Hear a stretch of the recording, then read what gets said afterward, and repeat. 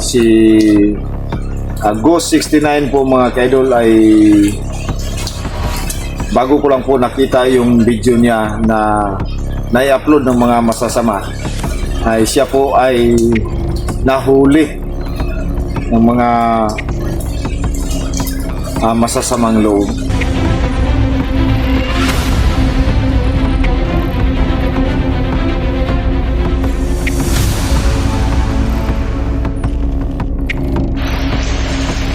So yan mga kaidol, hello po. Welcome back po ulit sa ating channel mga kaidol, no? Bird Strike TV. Paki-subscribe mga kaidol sa aking channel, no? Bird Strike TV, at saka paki-click na rin po mga kaidol ng notification bell kung gusto niyo pong palaging update sa aking video na aking may upload dito mga kaidol. So ayan mga kaidol, maraming salamat po sa lahat ng sumusuporta pa rin sa akin, no? Sa mga new subscriber ko, sa mga dating subscriber ko po mga kaidol, no? Maraming salamat po sa inyong walang sawang suporta. So ayan, matagal po tayong hindi nakapagawa ng video mga kaidol, no? Kasi na busy po talaga tayo sa trabaho. Kagaya ng sinabi ko mga kaidol, kung aasa po tayo sa sahod ng pagbablog o dito sa YouTube ay nahihirapan po talaga kami mga kaidol kasi ang hihina ng views namin, hindi kami magkakasahod sa loob na isang buwan, kaya nakapaghanap po tayo ng trabahoan. So ayan, shout out po tayo mga kaidol, no? Kasi may malaking problema na naman po tayong kinakaharap ngayon. Isang kaibigan na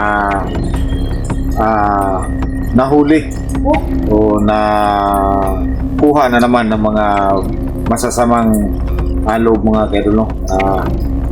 Bago po tayo mag-umpisa mga kaidol, no? Sa aking mga subscriber, alam ko po na merong mga hindi nakakakita sa video na i-upload. So bago po tayo magsimula mga kaidol, no? Shout out muna tayo. Shout out kay Anorada Mateo, shout out ma'am. Kay Edna Vargas, shout out po. Kay Lynn Hugo, Ninit Galvez, kay Idol Dina Laganon, Idol Redros, Sir Rolando Barito, Mrs. Family, Garcia Family, Bilaro Family, no? Shout out.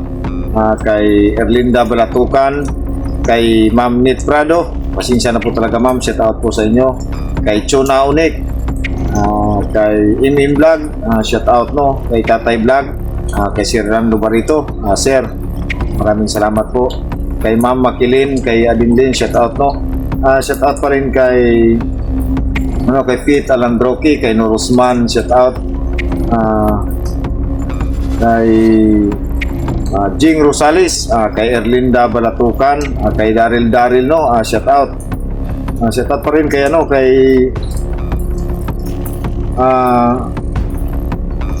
sino ba yun? Sa mga hindi ko po nabanggit, no? Shout out na lang po sa inyong lahat mga kaidol, no? So kasi matagal po, medyo matagal-tagalan po tayo hindi nakapag-upload sa ating channel. So sa ngayon mga kaidol,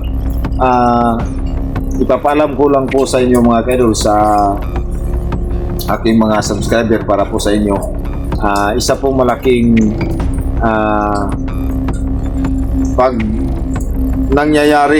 isang malaking pangyayari mga kaidol na hindi po natin inasahan. Isang tao po na malaki po yung naitulong sa akin, at siya po ay nagturo sa akin, siya po ay nakapagbago sa aking buhay. Siya po ay tinuruan po niya ako kung paano makapag-vlog, pumasok sa ganitong sitwasyon mga kaidol, no? Isang malaking tao na kahit kailan hindi ko makalimutan, kahit nasa malayo na po siya mga kaidol. Isa pong tao na marami pong natulungan sa aming grupo. Siguro alam na po ninyo mga kaidol, no? Si Ghost 69 po mga kaidol ay bago ko lang po nakita yung video niya na nai-upload ng mga masasama, ay siya po ay nahuli ng mga masasamang loob.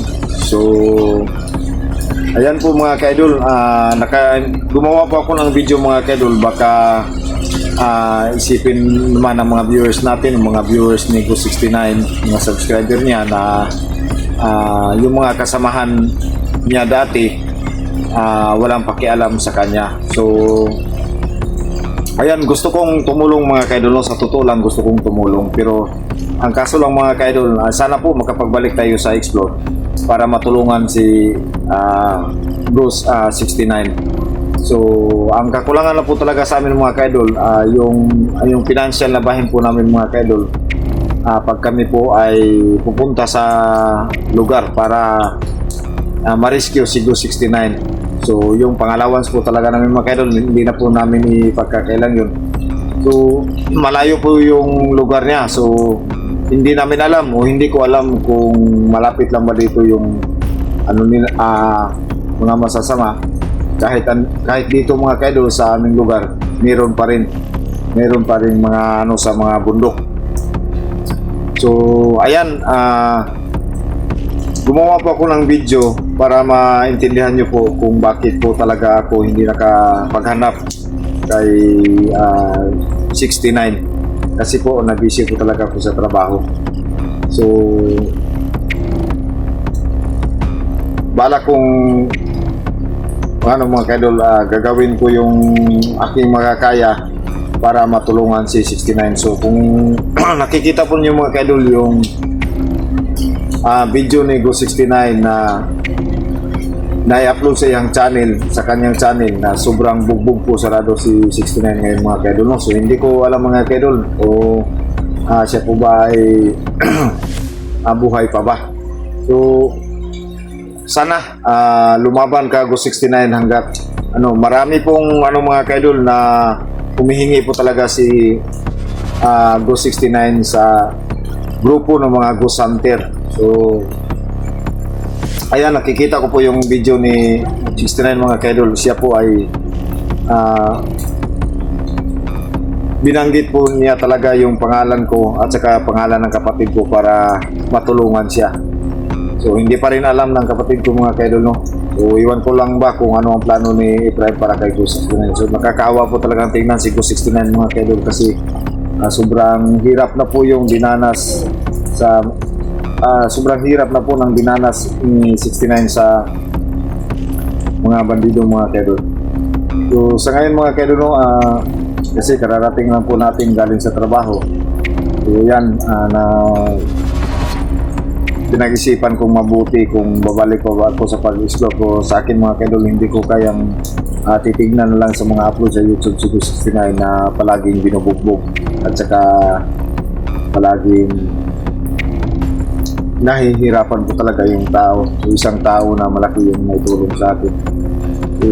Sana maintindihan rin ni 69 yung sitwasyon ko mga ka-idol, no? Kasi hirap po talaga rin ako sa buhay mga ka-idol. Yung sahod po talaga sa ating pagtatrabaho ay halos kulang-kulang pa nga sa, alam nyo na po mga ka-idol, may mga anak po akong ginagastusan sa pag-aaral. So sana kung may makahanapan ako ng financial papunta doon sa kanilang lugar, kung sa bundok na yun, ay gagawin ko po mga ka-idol, no? So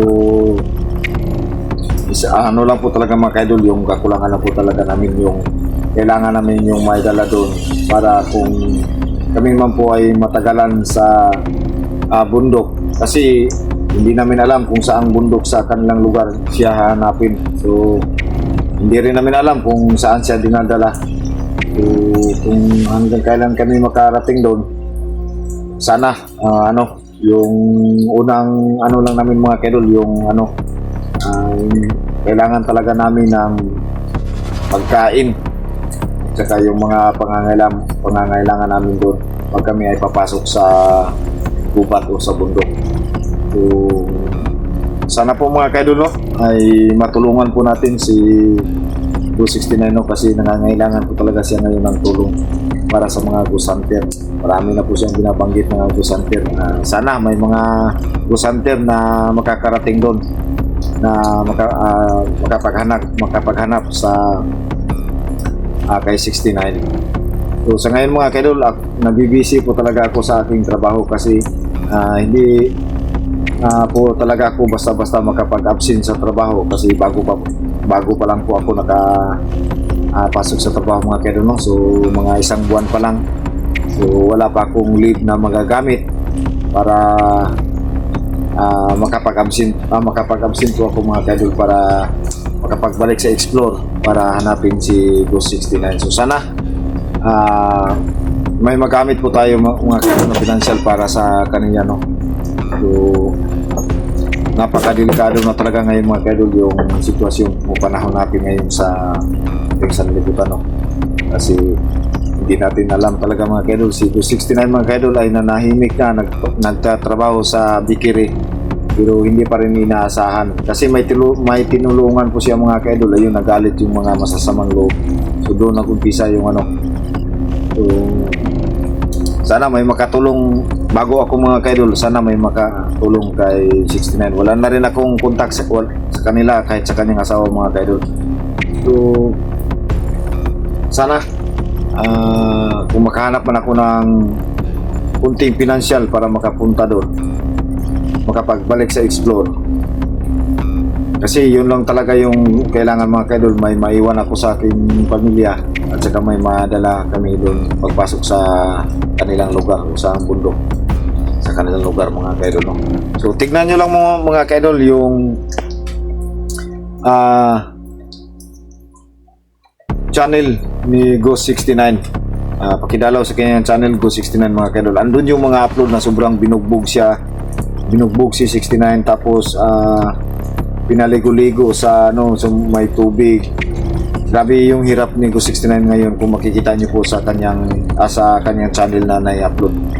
So ayan, hanggang sa panonood lang po muna ako na mga kaidol kasi wala po talaga akong magawa sa ngayon mga kaidol, no? Busy talaga ako sa trabaho at saka yung financial sakto lang po yung income, sahod ko sa aking pagkatrabaho para lang din po mahimatos ko sa ating mga anak. So sana tuloy pa rin yung suporta nyo sa akin mga kaidol, no? At saka sa Ego 69. So ilang ulit na yung nangyari, hindi talaga maiwasan yung mga pangyayari na hindi mo inaasahan. So pasensya na po talaga mga kaidol. So sana lumaban si 69. Alam ko madiskarting tao yun. Alam ko rin na hanggat maaari lalaban pa rin yun si 69. Sana mabutan ng mga ibang hunters. Sana may kung di man ako makarescue, sana may rescue ng mga hunters. Maraming mga malalakas na hunters dito sa Mindanao. Sana sila yung kung hindi man ako makapunta, makatulong kay Ghost 69. Maraming mga malalakas dito na Ghost Hunter makatulong kay Ghost 69 doon sa Maragusan at saka lalong-lalo na po kay Kuya Bads Adventure. Siya po yung sana matulungan niyo po Team Pugi, matulungan nyo si Ghost 69. So ayan, yun lang po mga kaidol yung sinasabi ko sa inyo. Ghost 69 nahuli na naman po at siya po ay humihingi ng tulong at nakita ko po sa video na naibanggit niya po yung pangalan ko at saka pangalan ng kapatid ko na si Efraim. Humihingi po talaga siya ng tulong sa aming magkapatid. So yan lang po mga kaidol, maraming salamat po sa inyong walang sawang suporta at sana po subaybayan niyo po yung channel ng Ghost 69 sa mga subscriber ko po na patuloy nagsusubaybay sa aking channel. God bless po sa inyong lahat. Magandang gabi po sa inyong lahat mga kaidol.